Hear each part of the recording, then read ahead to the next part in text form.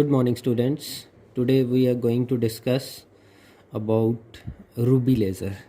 So Ruby laser is developed by T.H. Maiman in 1960. He used first laser made with the ruby crystal, right? So it consists of single crystal of ruby having size 2 to 30 centimeter, right? A ruby rod, we can say, or cylindrical ruby rod like this. I will draw the diagram. Suppose this is a cylindrical ruby rod.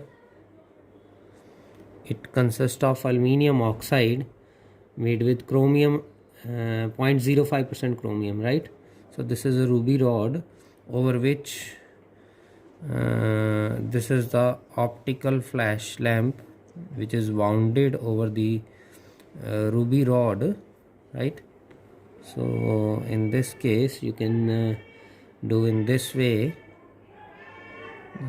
This is the here we connect capacitance, and we also connect a key if you want here, right? And it is connected to a battery and resistance,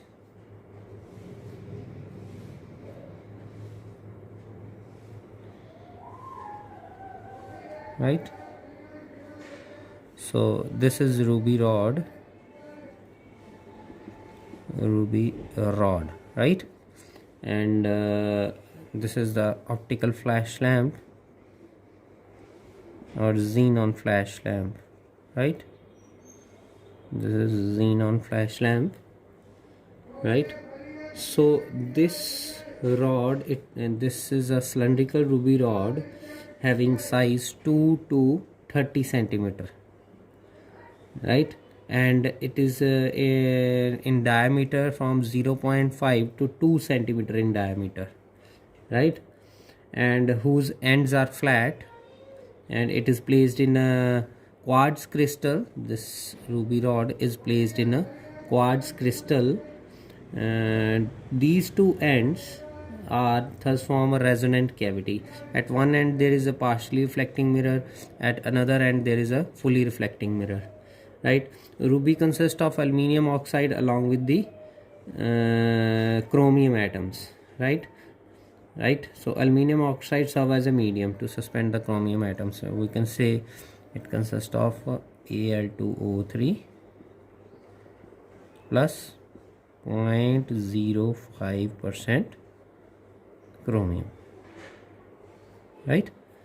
So for good lasing action, ruby consists of 0.05% chromium, right? So in this case, along with this ruby crystal, it is placed inside this optical flash lamp. It is filled with xenon gas. The flash lamp is connected to a capacitor which discharges energy of the order of few thousand joules in a few milliseconds. A part of this energy is absorbed by the chromium ions, which is in the ground state, and chromium ions get excited to excited state, right? So in this case I will discuss first what is the principle of this ruby laser. Principle is that it is based on the principle of optical pumping, right? The main principle is optical principle of ruby laser. The main principle of ruby laser is optical pumping, right? And after that, wavelength of ruby laser, that is 6943 angstrom. Wavelength of ruby laser is 6943 angstrom, right? Clear? And pumping phenomena, it is based on optical pumping, right? These are some of the concepts you have to remember. Then we can say it is a 3-level laser. It is a 3-level laser. This main thing you have to remember. And what is the medium used in ruby laser? that is aluminium oxide Al2O3 plus 0.05% chromium, right? Clear? And along with that, any other thing we can discuss? Okay, these are the main things you have to remember, that pumping source is this thing, optical flash lamp or xenon flash lamp. Active medium is aluminum oxide plus 0.05% chromium. Then another is we can say optical resonator. Resonator is a set of mirrors. Optical resonator is a set of mirrors. One end is flat, one end is flat and fully reflecting, and another end is partially reflecting end plate, right? So this is the main these are the main things which we include in ruby laser. Now we will discuss the working of ruby laser. Now next concept is working of ruby laser. Clear? In working phenomena, we know that we are using medium as a chromium as well as aluminium oxide, right? So we already know that there are two states, two energy levels. One is ground state energy level, another one is, this is ground state energy level, this is excited state energy level, or ground state or ground energy level or excited energy level, or we can say we just denote it as E1 and E3, right? So if atom goes to excited state, it goes to the again the lifetime of atom is 10 to the power minus 8 seconds. It goes to the ground state within 10 to the power minus 8 seconds.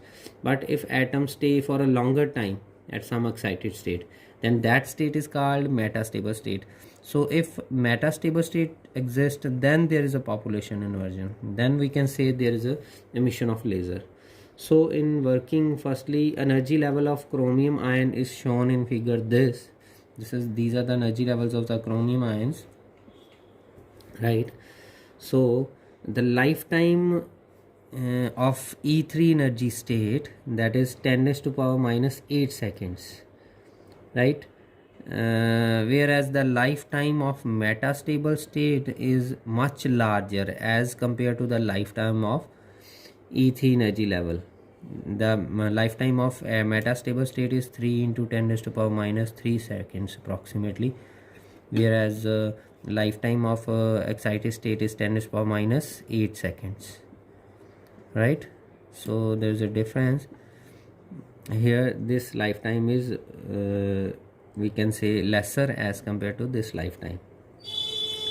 So atom goes, firstly chromium ions goes to the excited state E3 after absorbing the energy from incident radiation, and incident radiation comes from xenon flash lamp, right?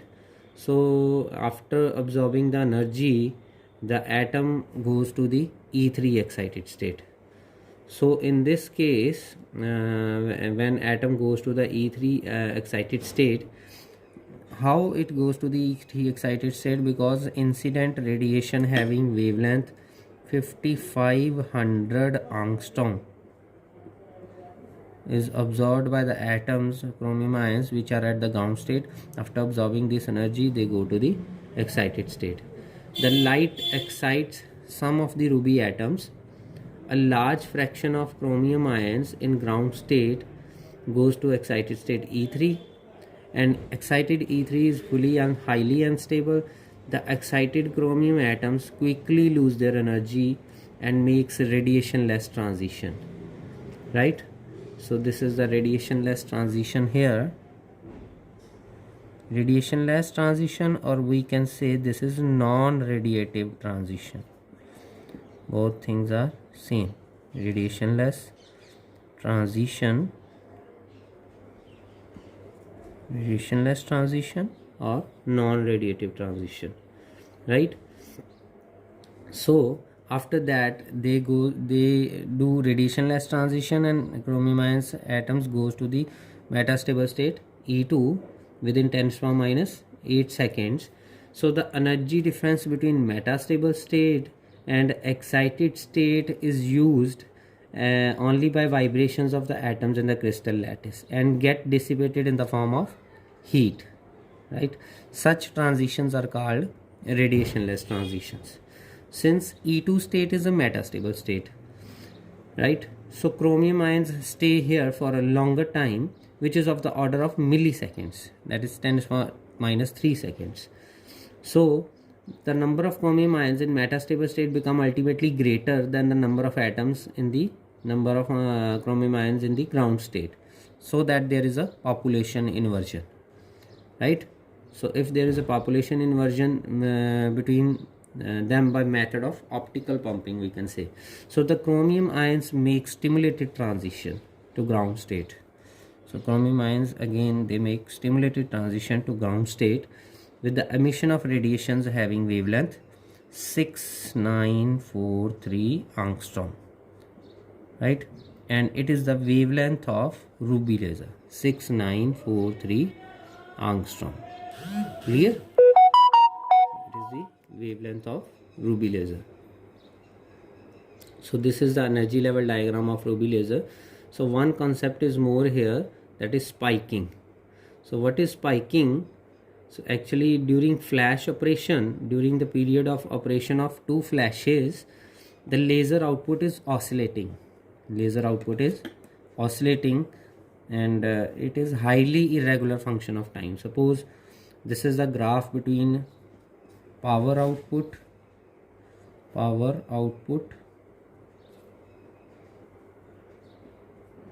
this is the graph between power output and time, right? So during the operation of two flashes, laser output is oscillating and output is highly irregular function of time. It shows random fluctuations in the amplitude. So it is like this, irregular function of time, you can say. So these, some peaks are formed here. These are peaks. These are called spikes, or these are called spikes. And this phenomena is called laser spiking. This phenomena is called laser spiking. Clear? Okay. Thank you very much.